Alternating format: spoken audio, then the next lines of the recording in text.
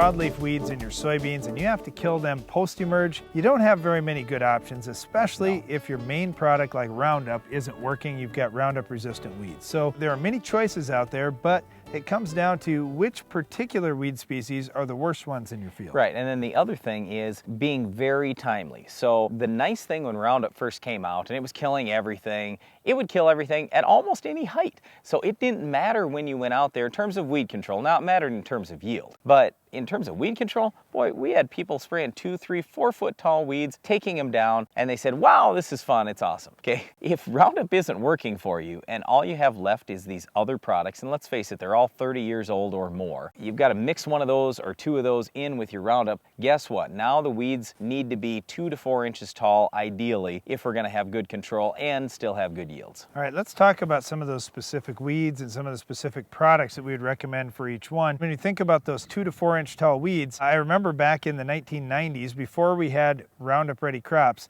I would go to a lot of meetings and there would be chemical reps there talking about, well, you see that pop can that you're drinking right there? If a weed's taller than that, we don't have a prayer of controlling it. And wow, a pop can in height, a lot of the weeds, as you mentioned with Roundup, we've been killing much bigger ones than that. Yeah, but I mean, it's not only that height thing, it's also spray adjuvants. So when you were just using Roundup, all you had to throw in was ammonium sulfate because there was some adjuvant already in the Roundup. Well, guess what? The adjuvant in the Roundup is not the same adjuvant you're going to need to make almost any of these other products work. So if you throw anything else in, even if it's just a volunteer corn killer, if it's Flexstar, if it's First Rate, I mean a number of these other products, they're going to need a different adjuvant package than just the ammonium sulfate. Well, hold on. It's not just the adjuvants. It's the spray tips. When we're spraying Roundup, we want to have bigger droplets. We're concerned about drift, and all of a sudden we're using turbo T-jets and air induction and these kind of nozzles. Well, they produce great big droplets. Now a lot of these tank mix partners that we're putting in are contact killers that need flat fan nozzles to get great coverage across that leaf with small droplets, and it's really tough because you're putting 2 different things in the tank, and then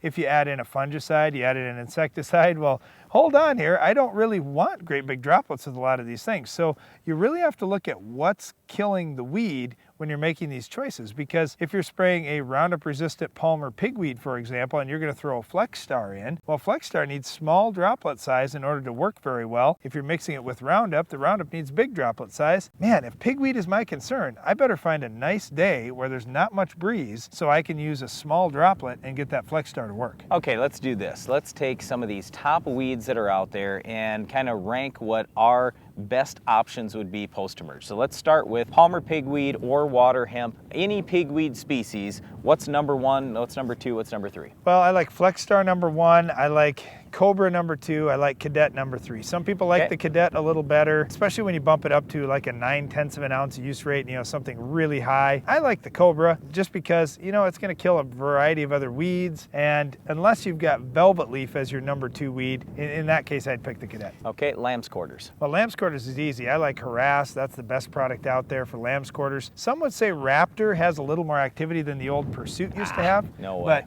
I just don't think it has nearly the activity Harass has. So really, we don't have a lot of great options beyond Harass. Okay, talking about velvet leaf. Well, velvet leaf is easy. Resource and Cadet are both very good, and they're labeled up to about 36 inch tall velvet leaf. So I don't want to see velvet leaf get that big. You're going to lose lots of yield. But if you have some velvet leaf in the field, even a lower rate of Resource or Cadet are great tank mix partners. Plus, if you're mixing them with Roundup and then you move to spray some Roundup Ready corn, Cadet and Resource can both be used in corn as well. So you really don't have to worry about cleaning out the tank as much as you would with some other products. Common and giant ragweed. Ragweed is a tough one because some of it is getting to be ALS resistant in addition to being Roundup resistant. I like First Rate by far the best as long as ALS type products work. If they're not working, then Flexstar would be my favorite choice for ragweed control. Or Cobra. Cobra is also real good there. How about mare's tail? That's going to be mainly in a burn down situation. Well, mare's tail is tough, and we used to think of that as strictly a winter annual, so it would be up early, we'd just have a really good burn down. Maybe we'd go with Gramoxone in the burn down and just wipe it out and take care of it once and for all, and then we could use a good pre-program and we get rid of mare's tail. The problem now is we're using those pre's, we're getting pretty good residual, but mid-season, we're getting mare's tail to pop but up. in season, our best recommendation would probably be first rate, but I like the Flexstar and Classic, the old Classic. I like that combination too. That'd be really good. All right, well, the other one is kosher, Brian. That one's getting to be a tough one, especially in the northern and Not western. getting to be a tough one. It already is and has been for a while, and the problem is Cobra is the best thing, otherwise Cadet, and neither one of them is going to give you more than 60 or 70% control, even if the kosh is only 2 inches tall. You've got to get it early, you got to have the right weather conditions, and you got to do a lot of praying, because otherwise it's probably not going to work real great. One other thing that I should add too with kochia is we've had good luck in the burn down adding aim, and there are some areas of the country where there's still soybeans going in. If you're looking for a burn down, that is an awfully nice burn down helper. It's just it has no residual. All right, well, once again, if you need to have a tank mix partner out there, we suggest that you spray early. You talk to your agronomist about all the different things you're throwing in the tank and get the right adjuvant. You're definitely going to need more than just ammonium sulfate. So you do those things, spray timely, spray when the weather's nice, use flat fan nozzles.